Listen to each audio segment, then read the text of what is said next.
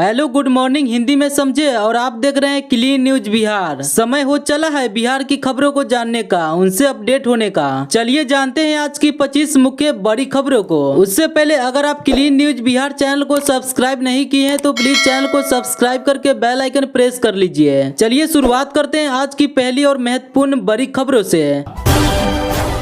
रामगढ़ विधानसभा उपचुनाव को लेकर कैमूर में आचार संहिता लागू, 18 से 25 अक्टूबर तक होगा नामांकन। डीएम ने जानकारी दी कि उपचुनाव के लिए नामांकन प्रक्रिया 18 अक्टूबर से 25 अक्टूबर तक चलेगी। नामांकन की समीक्षा 28 अक्टूबर को ही जाएगी, जबकि उम्मीदवार अपने नामांकन 30 अक्टूबर तक वापस ले सकते हैं। कैमूर में भभुआ जिला अधिकारी डीएम सावन कुमार ने रामगढ़ विधानसभा उपचुनाव को लेकर मंगलवार को प्रेस वार्ता आयोजित की। उन्होंने बताया कि भारत निर्वाचन आयोग द्वारा रामगढ़ विधानसभा क्षेत्र के उपचुनाव के लिए निर्वाचन कार्यक्रम की घोषणा कर दी गई है। इसके साथ ही आज से पूरे जिले में आदर्श आचार संहिता लागू हो गई है। डीएम ने जानकारी दी कि उपचुनाव के लिए नामांकन प्रक्रिया 18 अक्टूबर से 25 अक्टूबर तक चलेगी। नामांकन की समीक्षा 28 अक्टूबर को ही की जाएगी, जबकि उम्मीदवार अपने नामांकन 30 अक्टूबर तक वापस ले सकते हैं। मतदान की तिथि 13 नवम्बर तय की गई है और मतगणना 23 नवम्बर को होगी।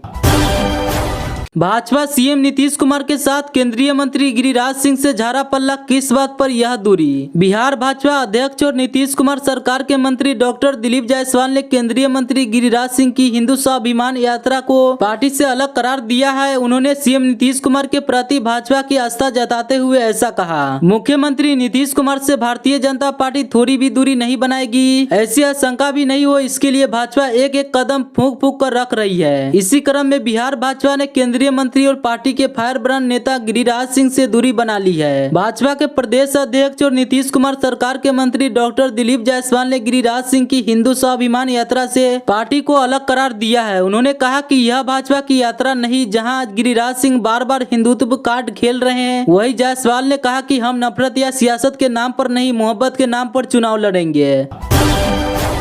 बाहुबली मुन्ना शुक्ला और मंटू तिवारी ने किया सरेंडर, पीएम मोदी के बारे में राजद नेता ने कही यह बात। पूर्व विधायक की ओर से वकील विकास सिंह ने जस्टिस संजीव खन्ना, संजय कुमार और आर महादेवन की पीठ से अनुरोध किया था कि उनकी पत्नी के स्वास्थ्य और मामलों के प्रबंधन के लिए 1 महीने यानी 30 दिन का समय चाहिए, लेकिन कोर्ट ने यह याचिका खारिज कर दी। बिहार के पूर्व मंत्री ब्रज बिहारी प्रसाद हत्याकांड में आजीवन कारावास की सजा पाने वाले बाहुबली व पूर्व विधायक मुन्ना शुक्ला ने बुधवार को सिविल कोर्ट में सरेंडर कर दिया। उनके साथ मंटू तिवारी ने भी सरेंडर किया। सुप्रीम कोर्ट ने दोनों को आजीवन कारावास की सजा सुनाई है। सरेंडर के दौरान कोर्ट में मुन्ना शुक्ला के समर्थकों की भीड़ उमड़ पड़ी। समर्थक मुन्ना शुक्ला के समर्थन में नारेबाजी कर रहे थे। इधर जेल जाने से पहले राजद नेता मुन्ना शुक्ला अपने पैतृक गाँव में लोगों को साथ बैठक की। कहा कि हम भले ही जेल में रहेंगे, सरकार भी बदलेगी, लेकिन जेल में रहकर भी अपने घर पर बैठक करते रहेंगे। स्मार्ट मीटर जनता पर थोपना, लूट, भ्रष्टाचार का हिस्सा कांग्रेस का बिहार सरकार पर वार। बिहार में स्मार्ट मीटर लगाए जाने के विरोध में कांग्रेस पार्टी ने राज्य भर में जोरदार विरोध प्रदर्शन शुरू कर दिया है। कांग्रेस का आरोप है कि सरकार गरीब लोगों को लूटने के लिए स्मार्ट मीटर को जबरन थोप रही है, जिसे देश के अन्य राज्यों में हटाया जा चुका है। इसी के तहत मुजफ्फरपुर में भी कांग्रेस कार्यकर्ताओं ने बिजली विभाग के कार्यकालय पर धरना प्रदर्शन किया, जिसमें बड़ी संख्या में लोग शामिल हुए।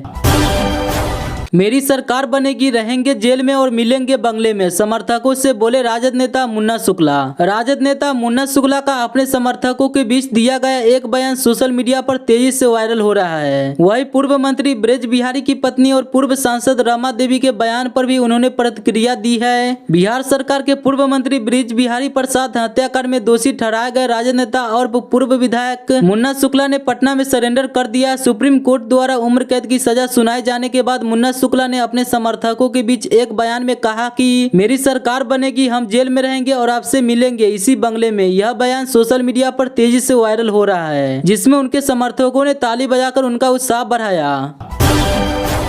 खुशखबरी, बीपीएससी 70वीं भर्ती के लिए बढ़ी पदों की संख्या, अब 2027 सीटों पर होगा चयन। बिहार लोक सेवा आयोग ने 70वीं सीसी परीक्षा के तहत रिक्तियों की संख्या में वृद्धि के संबंध में एक नोटिस जारी किया है। आधिकारिक अधिसूचना के अनुसार आगामी बीपीएससी प्रारंभिक परीक्षा के लिए विभिन्न विभागों में कुल 70 नई रिक्तियां जोड़ी गई है। बिहार लोक सेवा आयोग ने घोषणा की है कि बिहार सरकार के विभिन्न विभागों में 70 नई रिक्तियों को 70वीं एकीकृत संयुक्त प्रतियोगी परीक्षा सीसीए 2024 में जोड़ा गया है। है। इनमें गृह विभाग में प्रोबेशन अधिकारी, सहकारी समितियों में सहायक रजिस्ट्रार और वित्त विभाग में वित्त प्रशासनिक अधिकारी शामिल है। इस प्रकार बीपीएससी 70वीं सीसी के माध्यम से भरी जाने वाली रिक्तियों की कुल संख्या 2027 हो गई है, जो पहले 1957 थी। इच्छुक और योग्य उम्मीदवार आधिकारिक वेबसाइट bpsc.bih.nic.in पर जाकर आवेदन कर सकते हैं। एक अलग अधिसूचना में आयोग ने बताया कि परीक्षा के लिए आवेदन करने की अंतिम तिथि 4 नवंबर तक बढ़ा दी गई है। पहले आवेदन की अंतिम तिथि 18 अक्टूबर थी।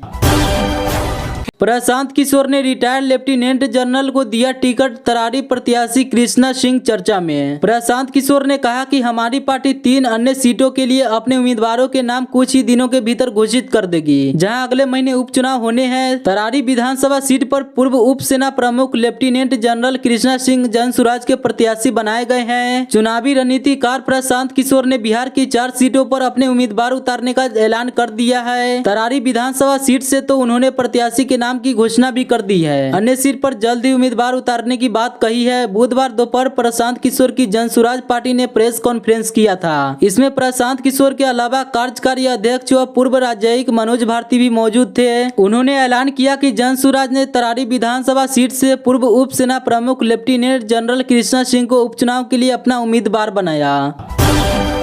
जहरीली शराब का तांडव, मरने वाले 8 लोगों का नाम आया सामने। 15-16 मौतों की बात कह रहे हैं। शराबबंदी के 8 साल गुजरने के बाद भी पुलिस बिहार में शराब पकड़ ही रही है। शराब कभी बंद नहीं हुई है। ऐसी ही होम डिलीवरी में मौत का सिलसिला भी चल रहा है। बुधवार को सारण सिवान में कई मौतें सामने आ चुकी है। बिहार में जहरीली शराब कांड फिर भीषण रूप में सामने आया है। सारण में 1 की मौत और 2 की हालत गंभीर होने की पुष्टि हुई, जबकि सिवान में मरने वाले 7 लोगों का नाम सामने आ चुका है। सिवान के ही एक मृतक के ग्रामीणों ने 15-16 लोगों की मौत की बात कही है। प्रशासन की ओर से पुष्टि के बाद मौत का आंकड़ा स्पष्ट हो सकेगा। मरने वालों में कोरिया वेस्ट टोला के अरविंद सिंह 40 वर्षीय, रामेंद्र सिंह 30 वर्षीय, माघर पोखरा के संतोष महतो उम्र 35 वर्षीय, मुन्ना 32 वर्षीय, ब्रिज मोहन सिंह और दिनेश राम शामिल है। वही सिवान के भगवानपुर हाट थाने के माघर निवासी गंगा शाह के पुत्र मोहन शाह के पीएमसीएच पटना के जाने के क्रम में रास्ते में मौत हो गई है। इधर ग्रामीणों ने पुलिस के डर से कुछ शवों को अंतिम संस्कार भी कर दिया है। पुलिस जांच में जुटी, दोनों से पूछताछ हो रही है। सारण में घटना मगरसक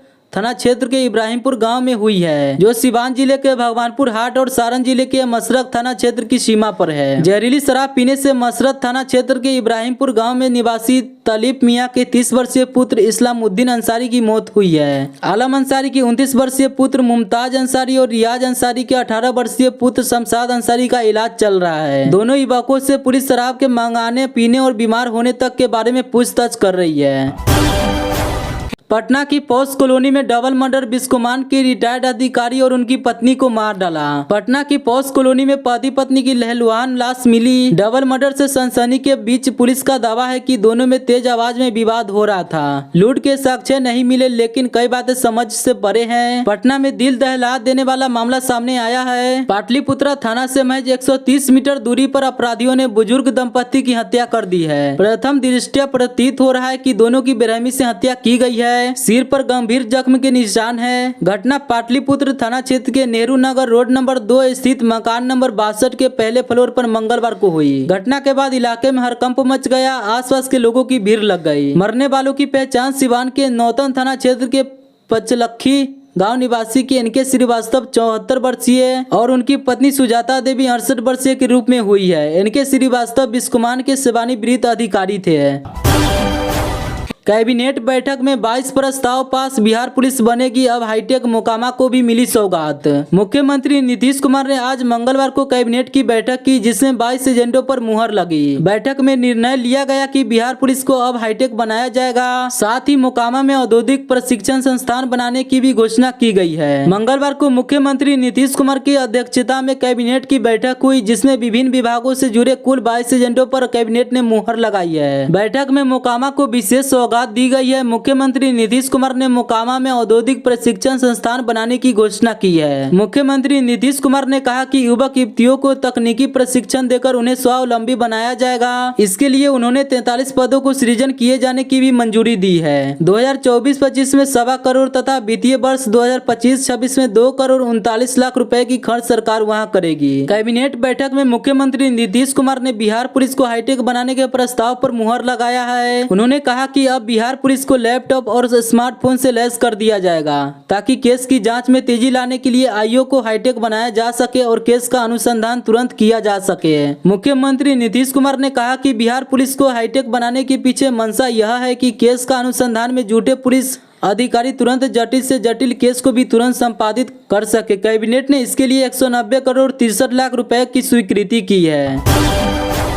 एशिया प्रसिद्ध सोनपुर मेले का होगा आयोजन, सांसद ने की बैठक, जानिए कब से हो रहा है शुरू। विश्व प्रसिद्ध सोनपुर मेला का आयोजन फिर से किया जाएगा। एशिया प्रसिद्ध सोनपुर मेला क्षेत्र के समग्र विकास के लिए केंद्र सरकार द्वारा 25 करोड़ रुपए स्वदेश दर्शन योजना 2.0 के तहत स्वीकृति दी गई है। विश्व प्रसिद्ध सोनपुर मेला का आयोजन को लेकर सोनपुर नगर पंचायत के सभागार में स्थानीय भाजपा सांसद राजीव प्रताप रूडी के अध्यक्षता में स्थानीय जनप्रतिनिधि, सोनपुर मेला कमेटी के सदस्य, जिला में अनुमंडल स्तर के अधिकारियों की उपस्थिति में बैठक का आयोजन किया गया। बैठक के दौरान बताया गया कि इस वर्ष सोनपुर मेला आगामी 13 नवंबर से शुरू होकर 24 दिसंबर 2024 तक चलेगा। उपस्थित सभी प्रतिनिधियों से महत्वपूर्ण अनुभव और सुझाव मांगा गया, जिसमें मुख्य रूप से विभिन्न सड़कों और स्ट्रीट लाइटों की मेला से पूर्व मरम्मति कराने, सोनपुर में अस्थायी सीसीटीवी, महिलाओं के लिए शौचालय, स्मारिका प्रशासन सहित कई अन्य प्रकार के सुझाव मिल रहा है। एशिया प्रसिद्ध सोनपुर मेला क्षेत्र के समग्र विकास के लिए केंद्र सरकार द्वारा 25 करोड़ रुपए स्वदेश दर्शन योजना 2.0 के तहत स्वीकृति दी गई है। संपूर्ण मेला क्षेत्र के समग्र विकास के लिए पर्यटन विभाग द्वारा कार्य योजना तैयार की जा रही है। इस कार्य योजना के ब्लू प्रिंट का प्रेजेंटेशन भी पावर पॉइंट के माध्यम से चयनित की एजेंसी द्वारा किया गया। हालांकि अंतिम रूप से स्वीकृति काम योजना के अनुरूप मेला क्षेत्र को अस्थायी रूप से विकसित करने को लेकर कार्रवाई की जाएगी। मुजफ्फरपुर में एक दिन में डेंगू के 9 नए मामले, 133 कुल मरीज, बाढ़ प्रभावित क्षेत्र का हाल ऐसा। मुजफ्फरपुर जिले में डेंगू के मामलों में एक बार फिर से बढ़ोतरी देखी जा रही है। हाल ही में 9 नए डेंगू मरीजों की पुष्टि हुई है, जिससे जिले में कुल मरीजों की संख्या 133 तक पहुंच गई है। बढ़ते मामलों के चलते स्वास्थ्य विभाग ने अलर्ट जारी कर दिया है और विशेष रूप से बाढ़ प्रभावित क्षेत्रों में निगरानी के लिए टीमें तैनात की गई है ताकि डेंगू को फैलने से रोका जा सके।